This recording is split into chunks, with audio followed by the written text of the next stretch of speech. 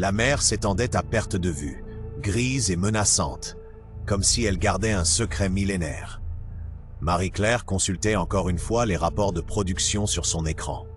Les chiffres n'avaient aucun sens. Pour la troisième fois ce mois-ci, des tonnes de sel s'étaient mystérieusement transformées en une substance noirâtre, inexploitable. Les marais salants de Guérande avaient toujours été le fleuron de l'industrie locale. Mais depuis 6 mois, quelque chose avait changé. Les paludiers parlaient à voix basse de malédiction, de signes étranges aperçus au crépuscule. Marie-Claire n'y croyait pas, du moins jusqu'à cette nuit-là. Elle était restée tard au bureau, analysant les échantillons du sel contaminé. Un bruit sourd, comme un battement de cœur venant des profondeurs de la terre, l'avait fait sursauter. À travers la fenêtre, elle aperçut une lueur verdâtre qui dansait au-dessus des bassins d'évaporation. Poussée par une curiosité mêlée d'appréhension, elle sortit dans l'air glacial de février. L'odeur de la mer était différente, plus âcre, chargée d'une puissance ancestrale. Ses pas la menèrent vers la source de la lumière, ses bottes s'enfonçant dans la vase avec des bruits de succion inquiétants. Au bord d'un bassin, elle découvrit des symboles gravés dans la pierre, à moitié effacés par les siècles. Des motifs qu'elle n'avait jamais remarqués auparavant, mais qui semblaient avoir toujours été là.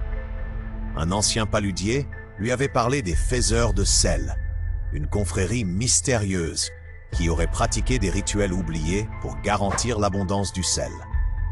Les archives qu'elle consulta dans les jours suivants révélèrent une histoire troublante.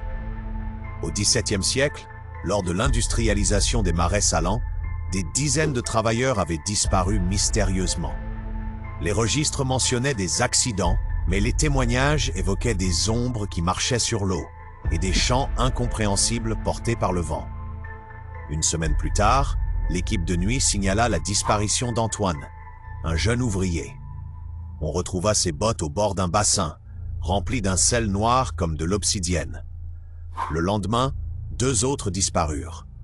Les autorités parlaient d'accident ou de démission, mais Marie-Claire savait que quelque chose de plus sinistre était à l'œuvre. Dans un vieux grimoire conservé à la bibliothèque municipale, elle découvrit que les faiseurs de sel considéraient leur travail comme un acte sacré.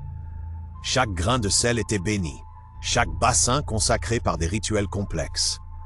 L'industrialisation avait profané ces lieux sacrés, et maintenant, après des siècles de silence, les gardiens ancestraux se réveillaient. Les disparitions se multiplièrent.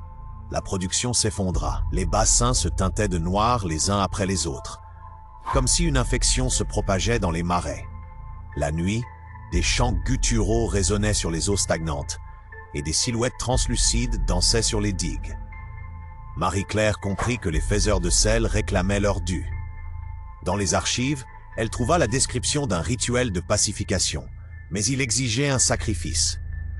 Un sacrifice volontaire pour apaiser les anciennes forces. La dernière nuit de février, alors que la lune se reflétait sur les eaux noires des marais, Marie-Claire se tenait au bord du plus ancien bassin.